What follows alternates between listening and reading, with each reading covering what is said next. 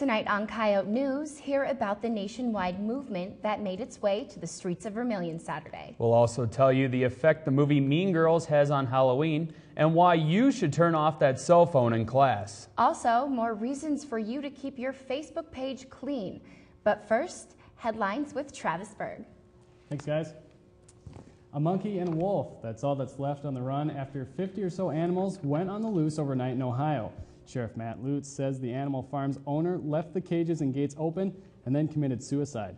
Sheriff Lutz says the man had repeated run-ins with law enforcement over the years. A neighbor says he thinks the animals were released as a way to get back at the town and police. Last night, the Republican presidential contenders met in Las Vegas for their latest televised debate. The clash between Mitt Romney and Rick Perry stole the focus. The two had sharp exchanges over immigration as well as leadership issues, and they repeatedly interrupted each other. Many candidates also attacked Herman Cain's economic plan as a tax increase. Today, Cain still leads some polls, while others have Romney and Cain neck and neck. And the state capitol is looking for ways to recover from this year's flood battle. The Pierce City Commission is extending its budget from $2 to $3 million. City officials are asking FEMA for funds to recover flood repair costs. FEMA generally reimburses up to 75%. The state reimburses 15%, leaving 10% for the city to cover that. So that's a look at your headlines. Back to you guys. Thanks, Travis. The Occupy Wall Street movement that spread across the country over the last week also sparked a demonstration in Vermilion. The local protest was organized by former USD professor Norma Wilson and current student Tom Emanuel. The Occupy Vermilion rally took place downtown on Saturday. With over 100 demonstrators, both Wilson and Emanuel say they're impressed with the outcome of the last-minute rally. They began planning the event just a week ago, but by Saturday afternoon, they had multiple musicians, over 10 speakers, and protesters with signs to display. USD senior Elizabeth Day says it's important for students to support the rally.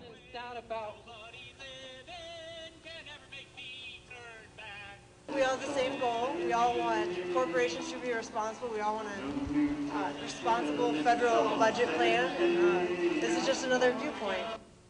Emanuel says he's proud that Vermilion's event was one of over 83 rallies going on across the nation. As the Occupy rally spread out nationwide, USD's Political Economy Club has been following the movement. Live reporter Teresa Johnson is at the muck with the club's president, Kelly Wismer. The Occupy Vermilion movement has not only been gaining political attention, but also economic attention. Kelly Wismer, can you tell me a little bit about an economic standpoint of the Occupy Vermilion?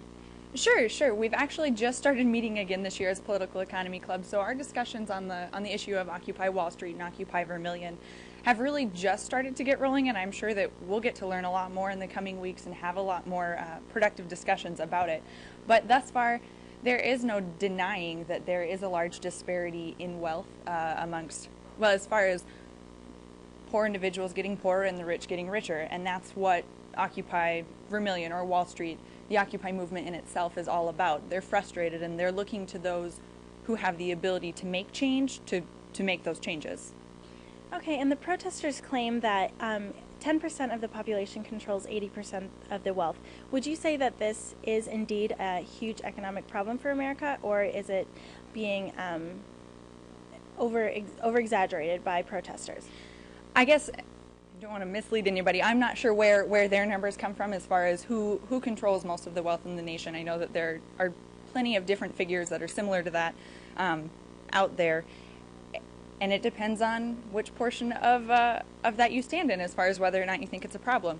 It's the reason that Occupy Wall Street or Occupy Vermilion people think that this is a problem is because they're seeing the negative effects of it. They're not seeing jobs being created that can help them. They don't feel like an honest day's work equals an honest day's pay. So because of their frustrations, I think they're looking for a place to almost put blame, or looking for those who have the ability to make changes, and that's their frustrations with their thought that small percentage of Americans control such a large percentage of the wealth. Okay, and kind of going along with that, a lot of critics of the protests say that it's a movement without direction. From an economy standpoint, what do you think, what kind of solutions could you offer them to give their protest a little bit more direction? At this point, I think that it will become, it has a lot of facets, very multifaceted, and I think that over time that will narrow down a little bit in order to be heard and probably be taken more seriously by policymakers. They do need to be more directed in what they would like to see done. However, the purpose of a protest isn't to supply the solution. It's to point out the problem and say that they're upset, and they know exactly what they're upset about. So in that sense, I think that they're serving their purpose. Okay, well, thank you very much. Back to you. Thanks, Teresa. Next week, the 8th U.S. Circuit Court of Appeals is hearing cases here at the USD School of Law. Among the cases you can hear is a dispute over 91 acres of trust land acquired by the Department of Interior from the Lower Brule Sioux Tribe. Contact the School of Law for more information. The USD Institute of American Indian Studies is hosting the annual Cash Memorial Lecture tomorrow night. It annually features scholars of Indian studies, the frontier, Western, and mining history. Those were former Dean Joseph Harper Cash's 4 major interests. Marcus Briggs Cloud of the Muscogee Nation is the featured speaker this year. His lecture begins tomorrow night at 7 o'clock in Farber Hall. Up next, find out how admissions is utilizing social media. Plus, the controversy of phones in class. Stay with us.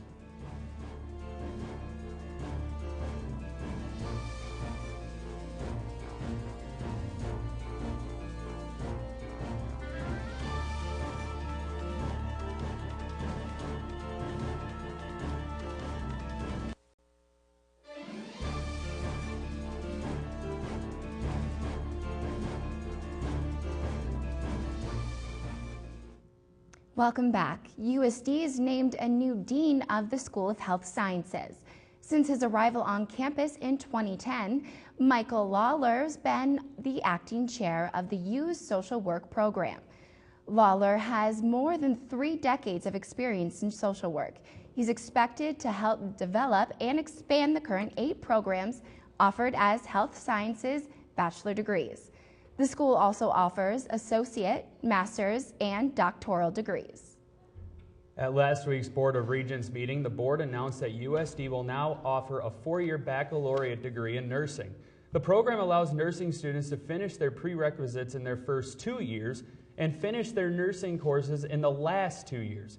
The new degree opens up to incoming freshmen next fall. USD will also offer to continue registered nurse programs in the future.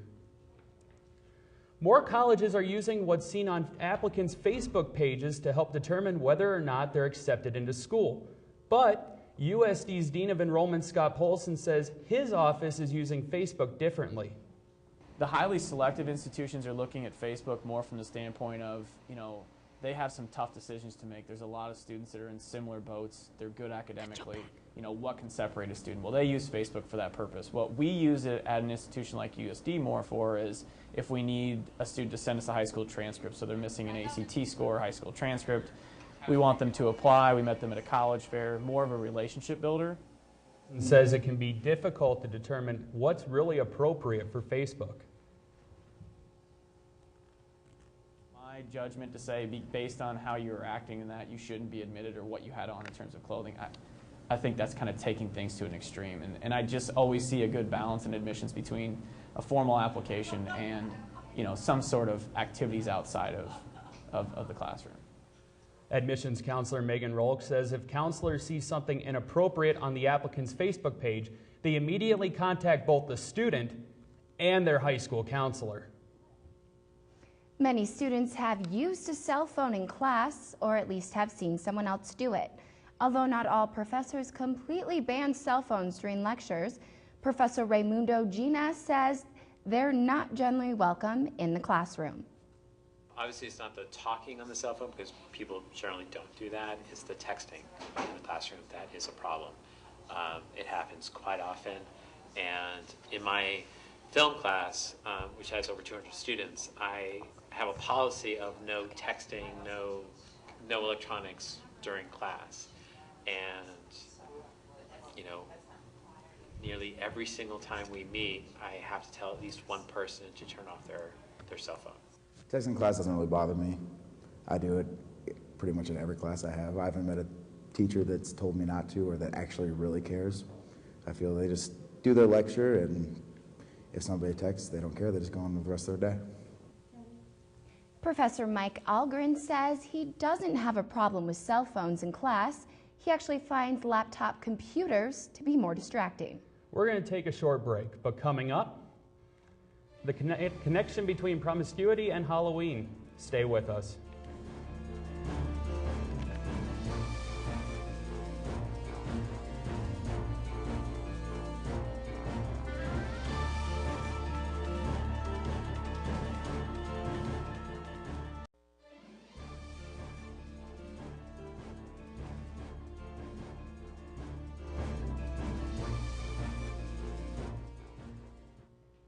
Plunging necklines and scarce amounts of fabric are a hot trend in women's Halloween costumes. You might remember Lindsay Lohan's line in the movie Mean Girls. Halloween is the one night a year when a girl can dress like a total slut and no other girls can say anything about it. The hardcore girls just wear lingerie and some form of animal ears. Doesn't she look great, honey? Well, I think in today's society, on a normal day, girls, if they dress slutty, they look frowned upon. But on Halloween, they can do what they want and how they want with little to no repercussions. Diane Widener, owner of Dowry Costumes and Antiques in Sioux City, says looking good on Halloween doesn't require fewer clothes. It's one thing to be really cute. You want to be attractive, you want to be cute, but you don't have to show everything to do that. Students expressed similar views when asked if they think Halloween justifies as an excuse for women to dress promiscuously. I think it's okay because it's their one night that they don't have to be judged. I think that many students of that nature do feel that it is an opportunity to do so. However, I think it's up to the individual to really decide, is that appropriate, is it not appropriate? It's the one time a year we can show it off. I was at a Halloween store the other day and everyone was a promiscuous costume. So it not only does it give them permission, it almost encourages them to dress in a promiscuous nature. It's a line that we do carry. We do carry like the superheroes that are kind of cute and sexy, but we try not to get the real slutty ones. We try to keep it family friendly here. Log on to Facebook and tell us what you think of Halloween attire. Just search Coyote News. Halloween can bring promiscuous attire, but winter opens a whole new closet. This week on Coyote Blog, Angelica Brackens talks about what not to wear. Thanks, Jerry. I'm going to be completely honest. I love people watching. Half of me thinks that it's probably creepy, but the other half thinks that it's an important aspect of life. If I didn't people watch, I would have never figured out that wearing shorts and Ugg boots makes you look like a blind Eskimo, or that tights are not pants, and sometimes when they're worn by the wrong people, my eyes burn. I also learned that men shouldn't ever wear capris, or manpries as I call them, unless there happens to be ridiculous flooding. Then men can wear their high waters. You'll still look stupid, but at least you'll have some sort of excuse. Inappropriate dress indicates obvious tastelessness, or idiot. If you wake up in the morning, throw an outfit together, look in the mirror, and can say, I look like an idiot, you cannot, will not, and should not go out in public. Do it for yourself. Yes, girl in the short spandex shorts, Ugg boots, and messy ponytail that you put together to make it look like you effortlessly got ready, but spent an hour and a half to perfect, I'm talking to you. Also, where did these Razor scooter riders come from? I see you riding your Razor through the muck in the business school. Don't be surprised if I accidentally start throwing rocks at you.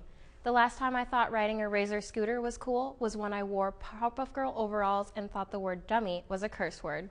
For Coyote Blog, I'm Angelica Brackens. Thanks, Angelica. Sports with Haley Meyer and Travis Berg is up next. Stay with us.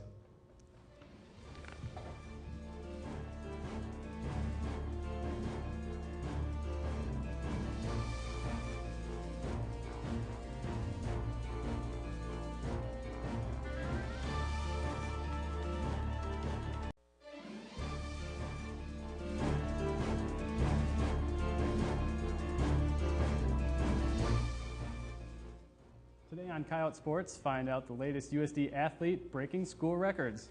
And in addition to the volleyball team's latest match, Kyle Miller reacts to a tragedy in the world of sports. But first, Travis Berg has the sports headlines.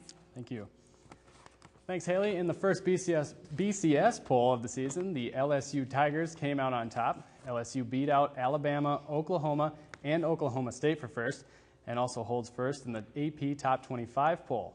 The Tigers are currently 7-0 after dominating conference opponent Tennessee 38-7.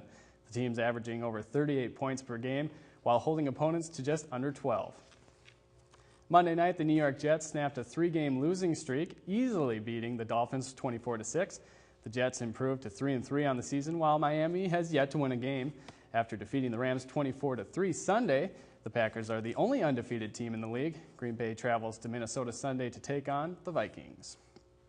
And the 2011 Pan American Games are underway in Guadalajara. But before the first events, 3 cases of doping were reported. 2 competitors from Brazil and Puerto Rico tested positive for EPO, while a weightlifter from Chile tested positive for a stimulant. All athletes withdrew from the games. The United States currently leads medal count with 16 gold and 43 medals overall. That's it for sports headlines. Haley has an update for Coyote football. Last week, wide receiver Will Powell's one-handed diving grab made headlines, and now it's up for the Geico Play of the Year. Coyote News is covering this story and will let you know if his play is chosen.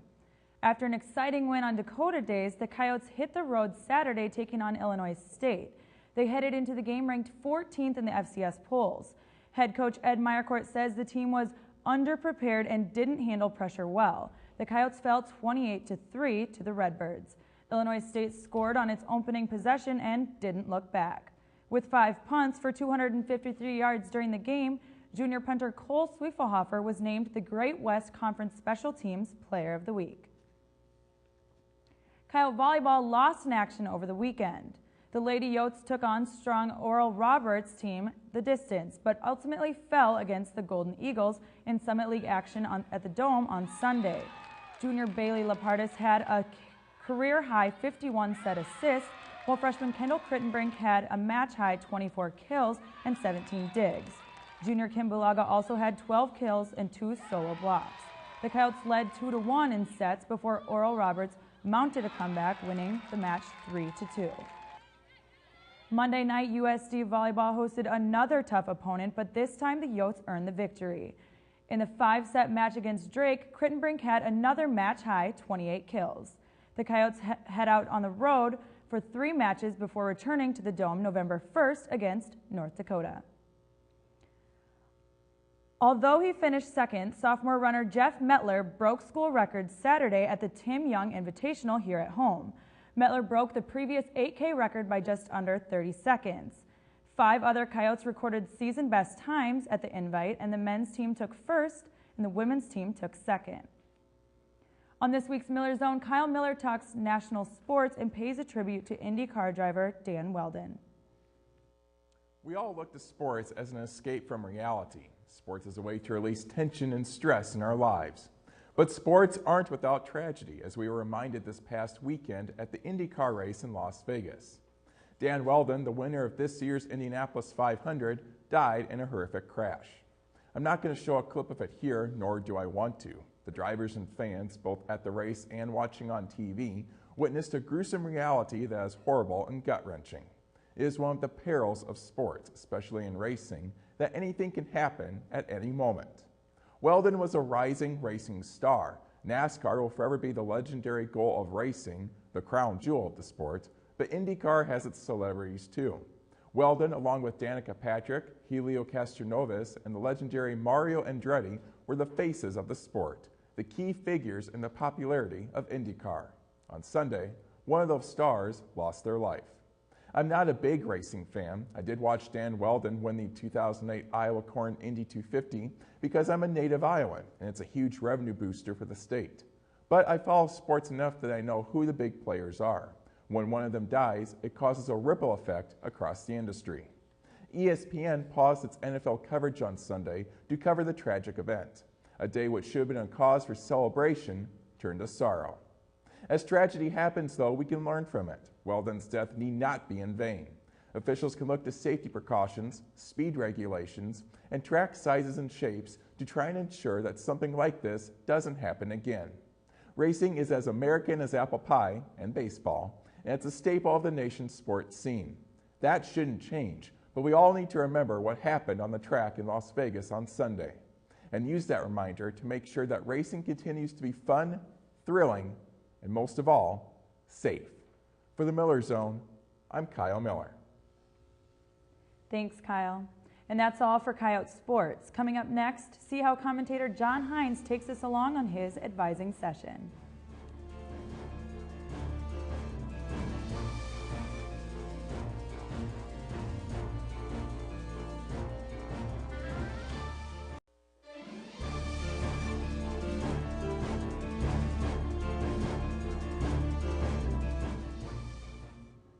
It's advising time once again. And this week on commentary, John Hines shows us how his mandatory advising session panned out.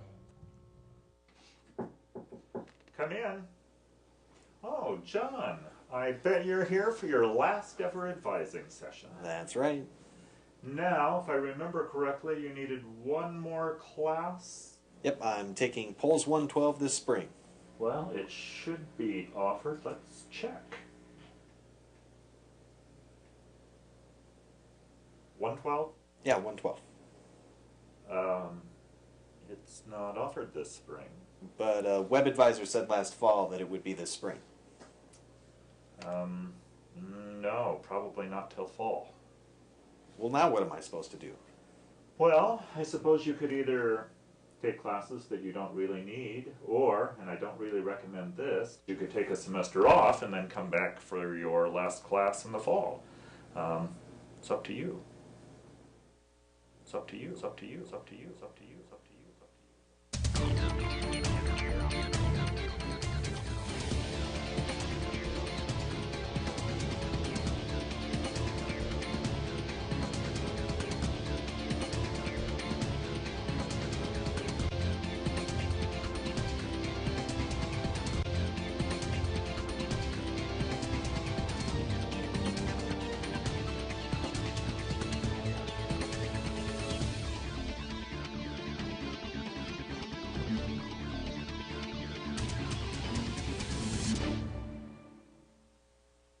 Thanks, John. This week on Out and About, Coyote News asked students about cutting the Exodus program.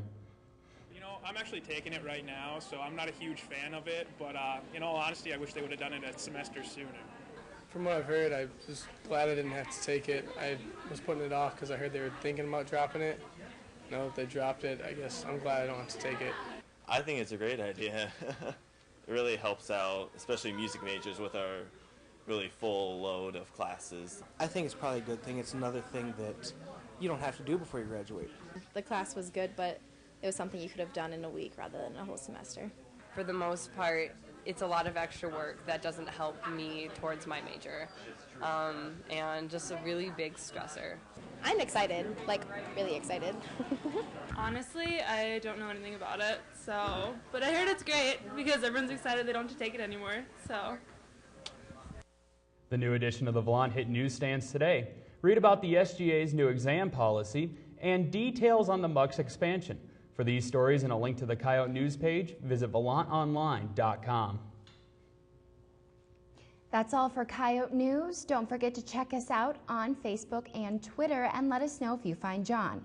Just search Coyote News. And don't forget the website, volantonline.com. Just click the Coyote News tab. We'll see you next time. Have a great night and a good weekend.